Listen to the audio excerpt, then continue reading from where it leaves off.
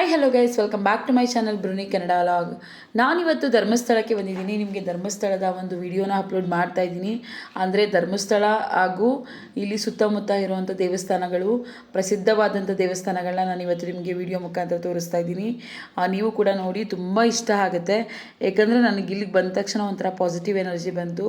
ತುಂಬಾ ಚೆನ್ನಾಗಿದೆ. ನಾನಂತೂ ಧರ್ಮಸ್ಥಳಕ್ಕೆ ತುಂಬ ಸರಿ ಬರಬೇಕು ಅಂತಲೇ ಅನ್ಕೊತಿದ್ದೆ. ಅಂದರೆ ಯಾವಾಗಲೂ ನಾವು ಬರಬೇಕು ಅಂತ ಅಂದ್ಕೊಂಡ್ರೂ ಕೂಡ ಬರೋಕ್ಕಾಗಲ್ಲ. ದೇವ್ರು ಯಾವಾಗ ನಮ್ಮನ್ನ ಕರೆಸ್ಕೊತಾರೆ ಆ ಟೈಮಲ್ಲಿ ಮಾತ್ರ ಬರೋಕ್ಕಾಗುತ್ತೆ ಅಂತ ನಾನು ಅಂದ್ಕೊತೀನಿ. ಏಕೆಂದರೆ ನಾವು ಎಷ್ಟೋ ಸರಿ ಧರ್ಮಸ್ಥಳಕ್ಕೆ ಸುಬ್ರಹ್ಮಣ್ಯಕ್ಕೆ ಬಂದ್ರೂ ಕೂಡ ನಾವು ಧರ್ಮಸ್ಥಳಕ್ಕೆ ಬರೋಕ್ಕಾಗಿಲ್ಲ. ಸುಬ್ರಹ್ಮಣ್ಯಕ್ಕೆ ನಾವು ತುಂಬ ಸರಿ ಬಂದಿದ್ದೀವಿ, ಆದರೂ ಧರ್ಮಸ್ಥಳಕ್ಕೆ ಬರೋಕ್ಕಾಗಿಲ್ಲ. ನಾನು 3 ಟೈಮ್ ಮಾತ್ರ, ಇದು ಸೇರಿ 3 ಟೈಮ್ ಮಾತ್ರ ನಾನು ಧರ್ಮಸ್ಥಳಕ್ಕೆ ಬಂದಿದ್ದೀನಿ. ಬಟ್ ತುಂಬ ಯಾವಾಗ ಬಂದ್ರೂ ಒಳ್ಳೆ ಎಕ್ಸ್ಪೀರಿಯೆನ್ಸೇ ಆಗುತ್ತೆ. ತುಂಬ ಚೆನ್ನಾಗಿರುತ್ತೆ. ನಮಗೇನೋ ಒಂಥರ ಪಾಸಿಟಿವ್ ಎನರ್ಜಿ ಬರುತ್ತೆ. ಶ್ರೀ ಮಂಜುನಾಥನ ದಯೆ ನಮಗಿದೆ ಅನ್ನೋ ಒಂದು ನಂಬಿಕೆ ಬರುತ್ತೆ ಅಲ್ಲಿಗೆ ಬಂದರೆ. ನಾವಿಲ್ಲಿ ಮುಗಿಸ್ಕೊಂಡು, ಅಂದರೆ ಪ್ರಸಾದ ಏನೂ ಸಿಗಲಿಲ್ಲ, ಮತ್ತೆ ಲೇಟ್ ಆಗುತ್ತೆ ಅಂತ ಹೇಳಿದ್ರು. ಹಾಗಾಗಿ ಅಲ್ಲಿಂದ ಇಲ್ಲಿ ಶ್ರೀರಾಮನ ದೇವಸ್ಥಾನ ಒಂದಿದೆ, ಅಲ್ಲಿಗೆ ಬಂದ್ವಿ. ತುಂಬ ಚೆನ್ನಾಗಿದೆ ಇದು. ಎಷ್ಟು ಚೆನ್ನಾಗಿ ತಿದ್ದಿದ್ದಾರೆ ಅಂದರೆ, ಆ ಕಡೆ ಈ ಕಡೆ ಆನೆಗಳಿರ್ಬೋದು, ಅದ್ರ ಮೇಲಿರುವಂತಹ ಅಂಬಾರಿ ಇರ್ಬೋದು, ಹಾಗೆ ಒಂದೊಂದು ಕಲ್ಲೂ ಕೂಡ ತುಂಬ ಚೆನ್ನಾಗಿ ತಿದ್ದಿದ್ದಾರೆ. ತುಂಬ ಚೆನ್ನಾಗಿದೆ ಅಂತಲೇ ಹೇಳ್ಬೋದು ಇದು.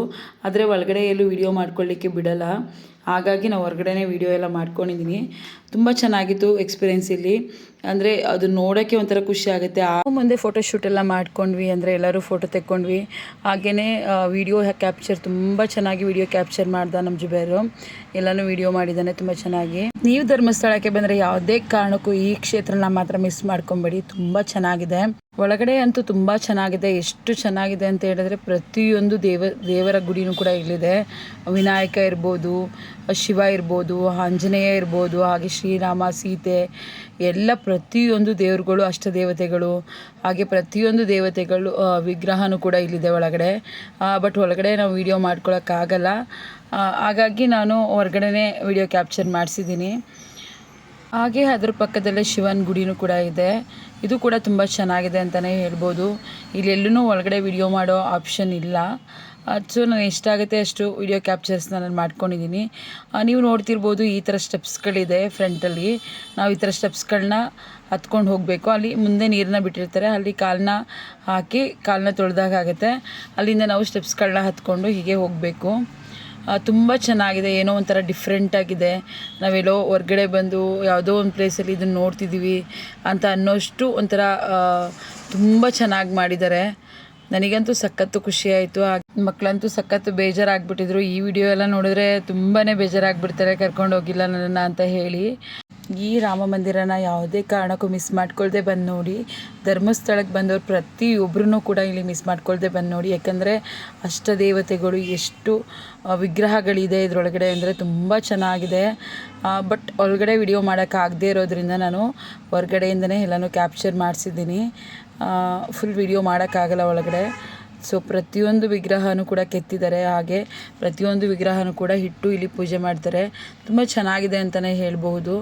ನೋಡಿ, ಇಲ್ಲಿಂದ ನಾವು ವಿಡಿಯೋ ಮಾಡ್ಕೊಳಕ್ಕಾಗಲ್ಲ ಒಳಗಡೆ, ಹಾಗಾಗಿ ಇಷ್ಟನ್ನು ಮಾತ್ರ ನಾವು ವಿಡಿಯೋ ಮಾಡ್ಕೊಂಡಿದ್ದೀವಿ.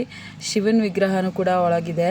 ನೀವು ಇದೇನು ನೋಡ್ತಿದ್ದೀರಾ, ಇದು ನಾವು ಬ್ಯಾಕ್ ಸೈಡಿಂದ ನಾವು ಬರ್ತೀವಲ್ಲ, ಅಂದರೆ ರಿಟರ್ನ್ ನಾವು ಎಕ್ಸಿಟ್ ಆಗೋ ಪ್ಲೇಸ್ ಇದು. ಇಲ್ಲಿ ಒಂಥರ ಎಷ್ಟು ಚೆನ್ನಾಗಿ ವಿಗ್ರಹಗಳನ್ನ ಕೆತ್ತಿದ್ರು, ಹಾಗಾಗಿ ಇಲ್ಲೂ ಒಂದು ವಿಡಿಯೋನ ಕ್ಯಾಪ್ಚರ್ ಮಾಡ್ಕೊಂಡ್ವಿ. ನನಗಂತೂ ಈ ಪ್ಲೇಸಿಂದ ರಿಟರ್ನ್ ಬರಬೇಕು ಅಂತಲೇ ಅನ್ನಿಸ್ತಿರ್ಲಿಲ್ಲ. ಇನ್ನೂ ಒಂದು ಸ್ವಲ್ಪ ಹೊತ್ತು ನೋಡೋಣ ಅಂತ ಅನ್ನಿಸ್ತಾಯಿತ್ತು. ತುಂಬಾ ಚೆನ್ನಾಗಿತ್ತು. ಸೊ ಅಲ್ಲಿ ತುಂಬ ಚೆನ್ನಾಗಿ ವಿಡಿಯೋ ಕ್ಯಾಪ್ಚರ್ ಮಾಡ್ಕೊಂಡ್ವಿ. ಹಾಗೆ ನೀವು ಇಲ್ಲಿ ನೋಡ್ತಿರ್ಬೋದು, ಇಲ್ಲಿ ಇದೇನಿದೆ ಕುಡಿಯುವ ನೀರು ಅಂತ ಹೇಳಿ, ಅಲ್ಲಿ ಕೈ ತೊಳೆಯೋ ಆಗಿಲ್ಲ ಅಂತ ಹೇಳಿ ಹಾಕಿದ್ದಾರೆ. ಬಟ್ ಅಲ್ಲಿ ನೀರು ತುಂಬ ಚೆನ್ನಾಗಿ ಹರಿಯುತ್ತೆ. ಇಲ್ಲಿಂದ ಉಜಿರೆಗೆ ಹೋಗೋಣ ಅಂತ ಹೇಳಿ ಡಿಸ್ಕಷನ್ ಮಾಡ್ತಾ ಇದ್ವಿ. ಅಷ್ಟೊತ್ತಿಗೆ ಉಜಿರೆಗೆ ಹೋಗೋಣ ಅಂತ ಹೇಳಿ ಹೊರಟ್ವಿ.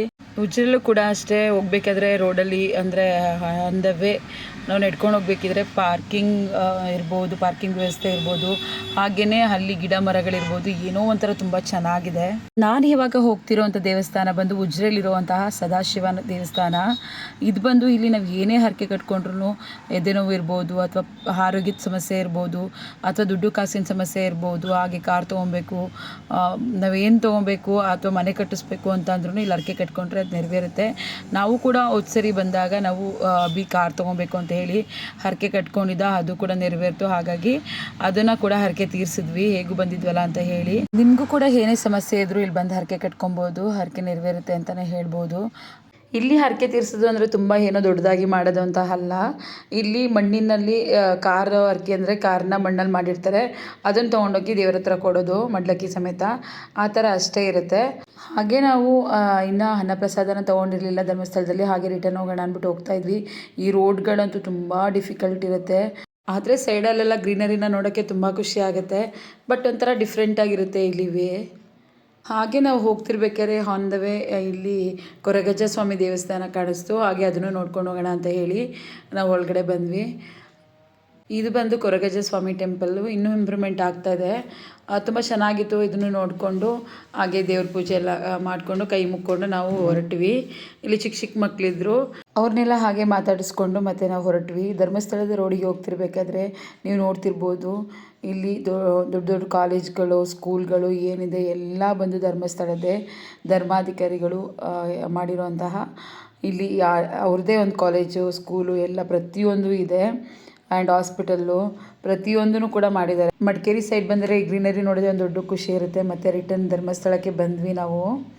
ನೀವು ನೋಡ್ತಿರ್ಬೋದು ತೇರುಗಳದ್ದು ನಾನು ವಿಡಿಯೋ ಮಾಡ್ಕೊಂಡಿರಲಿಲ್ಲ, ಹಾಗಾಗಿ ಮತ್ತು ತೇರುಗಳದ್ದು ಎಲ್ಲ ಅಲ್ಲಿ ಏನಿಟ್ಟಿದ್ದಾರೆ ತೇರುಗಳದ್ದು ಅದನ್ನೆಲ್ಲ ವಿಡಿಯೋ ಕ್ಯಾಪ್ಚರ್ ಮಾಡ್ಕೊಂಡ್ವಿ. ನೀವು ನೋಡ್ತಿರ್ಬೋದು ಒಂದಕ್ಕಿಂತ ಒಂದು ತುಂಬ ಚೆನ್ನಾಗಿದೆ, ತುಂಬ ಒಳ್ಳೆ ಕೆತ್ತನೆನ ಮಾಡಿದ್ದಾರೆ. ಸೊ ಅದನ್ನು ಒಂದು ವಿಡಿಯೋ ಮಾಡ್ಕೊಳ್ಳೋಣ ಅಂತ ಹೇಳಿ ತೇರುಗಳದ್ದೆಲ್ಲ ಒಂದು ವಿಡಿಯೋ ಕ್ಯಾಪ್ಚರ್ ಮಾಡಿಕೊಂಡೆ. ಹಾಗೆ ನಾವು ಇನ್ನೊಂದು ಹೊರಗಡೆ ಎಲ್ಲ ನೋಡಿಕೊಂಡು ಹಾಗೆ ಮಾತಾಡಿಕೊಂಡು ನಾವು ಊಟಕ್ಕೆ ಹೋಗೋಣ ಅನ್ನಪ್ರಸಾದಕ್ಕೆ ಅಂತ ಹೇಳಿ ನಾವು ಹೊರಟ್ವಿ. ದೇವಸ್ಥಾನದ ಪಕ್ಕದಲ್ಲೇ ಅನ್ನಪ್ರಸಾದಕ್ಕೆ ಒಂದು ದಾರಿ ಇದೆ. ಇದು ನೀವು ನೋಡ್ತಿದ್ದೀರಲ್ಲ, ನಾವೇನು ಹೋಗ್ತಿದ್ದೀವಿ ಇದು ಅನ್ನಪ್ರಸಾದದ ದಾರಿ ಅಂತ. ಏನು ತುಂಬ ಜನ ಏನಿರಲಿಲ್ಲ, ಯಾಕಂದರೆ ನಾವು ವೀಕೆಂಡಲ್ಲಿ ಹೋಗಿದರೆ ಕ್ರೌಡ್ ಆಗುತ್ತೆ ಅಂತ ಹೇಳೇ ನಾವು ವೀಕೆಂಡಲ್ಲಿ ಹೋಗಲಿಲ್ಲ, ವೀಕ್ ಡೇಸಲ್ಲೇ ಹೋದ್ವಿ. ಸೊ ಅಷ್ಟೊಂದು ಏನು ಕ್ರೌಡ್ ಇರಲಿಲ್ಲ. ಹೀಗೆ ನಾವು ಸ್ಟ್ರೈಟ್ ಹೋಗಿ ಮತ್ತೆ ರೈಟಿಗೆ ತೊಗೊಬೇಕು. ಇದು ಅನ್ನಪೂರ್ಣ ಅಂತ ಏನಿದೆ, ಇದು ಅನ್ನಪ್ರಸಾದಕ್ಕೆ ಹೋಗೋ ದಾರಿ.